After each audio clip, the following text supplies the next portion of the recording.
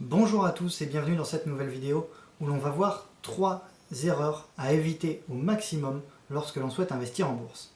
Alors pourquoi je fais cette vidéo? C'est tout simplement parce que beaucoup d'entre vous m'ont demandé au travers de mes articles sur mon site internet quelles erreurs il fallait à tout prix éviter lorsqu'on souhaite commencer à investir ou lorsque l'on est déjà investisseur en bourse. Alors tout d'abord, pour moi la première erreur que beaucoup de personnes réalisent, c'est de mal choisir leur courtier. Alors le courtier, c'est ce qui va vous permettre de passer vos ordres de bourse et donc d'acquérir des actions. Il faut savoir qu'il existe aujourd'hui des milliers de courtiers. Alors il y a les courtiers physiques, c'est-à-dire les agences de courtage que l'on peut trouver dans la rue, même si, je l'avoue, aujourd'hui on en voit beaucoup moins. Par contre, ce qui est nouveau, c'est qu'aujourd'hui, la majorité des courtiers se trouve sur Internet. Et la différence, vous l'imaginez bien, entre Internet et les agences physiques, c'est que le coût va être beaucoup moins élevé. C'est comme tout, vous commandez aujourd'hui un produit sur Amazon, ça va vous coûter moins que si vous le commandez en boutique physique. Ça procure un énorme avantage. Parce que vous l'imaginez bien, si un ordre en bourse coûte 5 € dans une agence physique et qu'il coûte 2 € dans une agence virtuelle, ce qui est à peu près les prix que l'on trouve actuellement sur le marché, eh bien, vous allez réaliser des plus-values énormes, enfin des plus-values beaucoup plus importantes. Tout simplement parce que un ordre, on en passe un au moment de l'achat, on en passe un au moment de la vente, un au moment où on renforce, parfois on renforce nos positions sur les actions, ou lorsque l'on allège nos positions sur une entreprise. Donc, à chaque fois que vous allez passer un ordre, vous allez économiser entre 3 et 5 €. Ces 3 et 5 € multipliés par le nombre d'ordres que vous allez passer, ça va vite faire une somme importante. Et lorsque l'on investit avec 300, 400, 500 €, Dieu sait que ces économies sont bonnes à prendre. Donc, c'est vraiment quelque chose d'extrêmement important, c'est de choisir son courtier. Alors les conseils que j'ai à vous donner pour bien choisir votre courtier, c'est tout d'abord d'effectuer des comparatifs, des comparaisons, que ce soit à travers les comparateurs que l'on trouve sur Internet, ou surtout d'après vos propres recherches. C'est-à-dire que vous allez sur un site, sur le site d'un courtier, vous regardez la grille tarifaire, vous prenez un autre courtier, vous regardez la grille tarifaire. Donc évidemment, moi je vous conseille de choisir un courtier en ligne, puisqu'un courtier physique, vous n'aurez pas de prix avantageux. C'est normal, il y a des salaires à verser, il y a un loyer à payer, enfin le propriétaire de l'agence a un loyer à payer, a énormément de charges à payer, et c'est normal qu'il propose des tarifs plus élevés, parce qu'il a énormément de charges. Donc un courtier en ligne va vous permettre d'avoir des prix beaucoup plus réduits, et donc d'effectuer des plus-values plus importantes. Le deuxième conseil que j'ai à vous donner, la deuxième erreur à éviter, c'est de ne pas suivre les conseils des analystes. Je pense que vous l'avez tous vu, dès qu'on va sur les sites financiers tels que Boursorama, Investing, Zone Bourse, tous ces sites-là proposent des conseils. Vous allez voir le conseil du jour, renforcer des totals. Mais le problème, c'est que ces conseils-là vont influencer votre stratégie d'origine. Vous le savez sûrement, mais moi je vous conseille, avant d'investir, de fixer votre stratégie d'investissement. Et le problème, c'est qu'avec les conseils des analystes, vous allez toujours avoir un regard sur l'ensemble des actions, et surtout sur des actions que vous ne connaissez pas. Et à force de voir, si par malheur vous voyez par exemple sur Boursorama, tiens, aujourd'hui on me conseille d'acheter Société Générale, et qu'on voit sur un deuxième site, il faut acheter Société Générale, et sur un troisième, il faut également acheter Société Générale. À force, vous allez vous dire, c'est peut-être qu'il faut acheter Société Générale.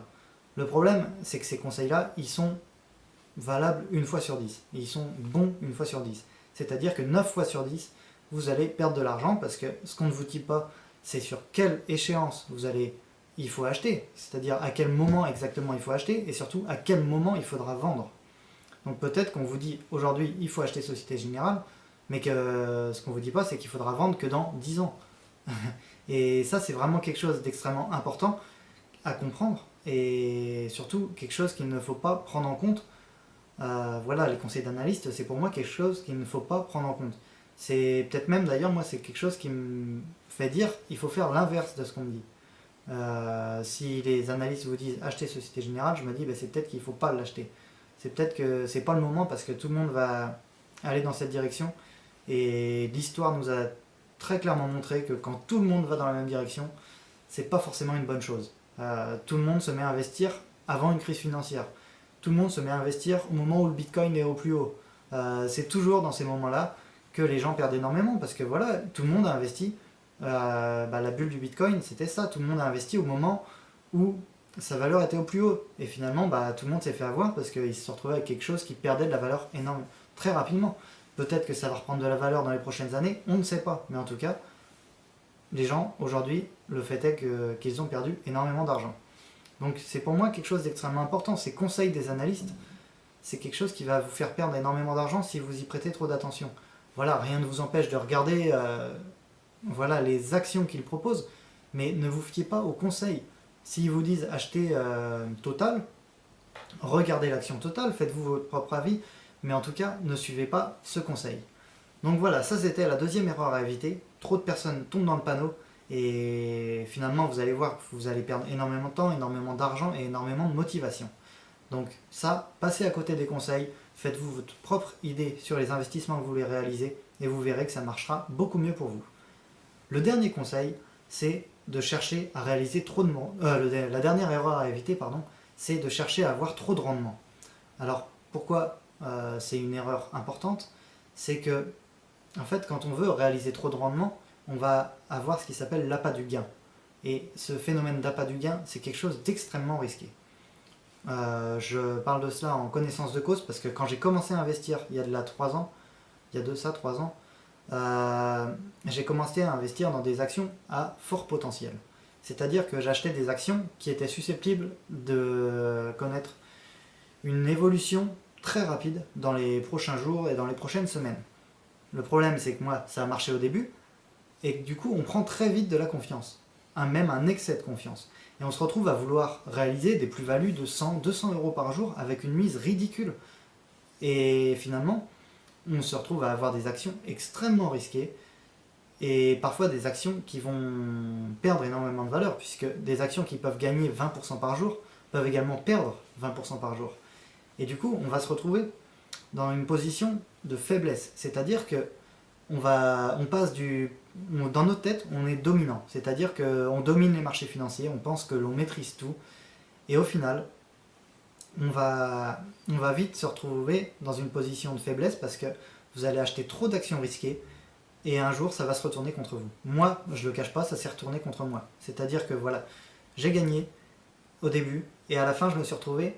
Donc je devais gagner, je sais pas, 100, 150 euros et à la fin je me suis retrouvé à moins 20 euros, pardon, pas 30 euros. Je suis descendu à moins 30 et finalement au moment où j'ai vendu, je suis arrivé à moins 20. Et du coup, moins 20 euros, vous allez me dire c'est rien. Et c'est vrai, pour moi c'était pas grand chose. Voilà, pour eux, c'est 20 euros, c'est pas grand chose. Mais ça m'a fait suer parce que, finir son premier investissement sur une perte de 20 euros, c'est quelque chose qui est bête. Je trouve ça bête parce que c'est décourageant. Et voilà, j'ai perdu de ma détermination à cause de ça. Donc après, voilà, je me suis recentré, j'ai choisi ma stratégie. J'ai complètement changé de stratégie. Je suis passé de l'investissement dans les actions à fort potentiel aux actions à fort dividende, à l'investissement dans les actions qui versent des dividendes. Et donc c'est beaucoup plus stable. Je dois avouer que maintenant, moi, les actions, je ne les surveille pas tous les jours. Je fais travailler mon portefeuille boursier pour moi. Chaque mois, je rajoute de l'argent dessus. Cet argent que je rajoute me rapporte de l'argent et les dividendes que je gagne me rapportent également de l'argent au fur et à mesure. Donc, c'est vraiment les trois erreurs essentielles à ne pas réaliser lorsque l'on souhaite investir en bourse. Donc, je les rappelle rapidement. C'est de mal choisir son courtier, de suivre les conseils des analystes et de chercher trop de rendement. Donc, vraiment, j'insiste sur le dernier point qui est de chercher à avoir trop de rendement. Quand on souhaite investir en bourse, l'important, c'est de déterminer vos objectifs et votre stratégie. Bien sûr, ça va ensemble. Si vous voulez un objectif de 10% par an, il faut une stratégie d'investissement qui va vous permettre de gagner 10% par an. Si vous voulez 20%, il faut une stratégie qui vous permette de gagner 20%. C'est logique, mais il faut comprendre que les stratégies, plus vous voulez avoir de gains, plus elle va être risquée. Donc moi, je préfère largement avoir 10 euros de rendement, 10% pardon, de rendement par an. Et à côté de ça, bah, je sais que c'est une stratégie qui n'est pas risquée et qui va me permettre, qui va m'assurer des gains régulièrement. Alors que ouais, à mes débuts, pardon, je visais des rendements de 45%, sauf que finalement, ces rendements, déjà, je les atteignais jamais. Et surtout, bah voilà, au final, comme je vous l'ai dit, j'ai fini en perte. Et c'est vraiment pas quelque chose qui est intéressant. Pour moi, c'est extrêmement stressant. Ces genres de stratégie avec 45% de rendement, c'est extrêmement stressant. Et finalement, vous allez vous décourager. C'est vraiment décourageant. Ça demande énormément de temps, puisqu'il faut analyser les actions en profondeur. Bon, je vous le cache pas, il faut également l'analyser pour avoir 10% de rendement. Sauf que cette analyse, vous la réalisez une fois et vous conservez les actions durant des années. Et c'est pour ça que je vous conseille extrêmement fortement cette stratégie d'investissement dans les actions qui versent des dividendes. Donc voilà, moi je vous laisse pour aujourd'hui. J'espère vraiment que cette vidéo vous aura plu, que ces 3 conseils vous auront aidé. Donc dites-moi en commentaire ce que vous en avez pensé. Dites-moi sur quel thème voulez-vous que les prochaines vidéos portent. Et voilà, dites-moi ce que vous pensez de mes vidéos. Dites-moi dans quel chemin d'amélioration je pourrais emprunter. N'hésitez pas à aller faire un tour sur mon site internet, dont le lien est en description.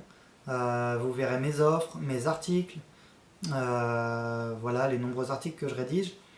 Et surtout, à la fin, pensez à mettre un j'aime et à vous abonner et à activer la clochette des notifications pour recevoir toutes mes prochaines vidéos qui arriveront dans les prochains mois, dans les prochains jours et dans les prochaines semaines. Voilà, je vous laisse pour aujourd'hui et je vous dis à très bientôt dans une prochaine vidéo. Allez, salut!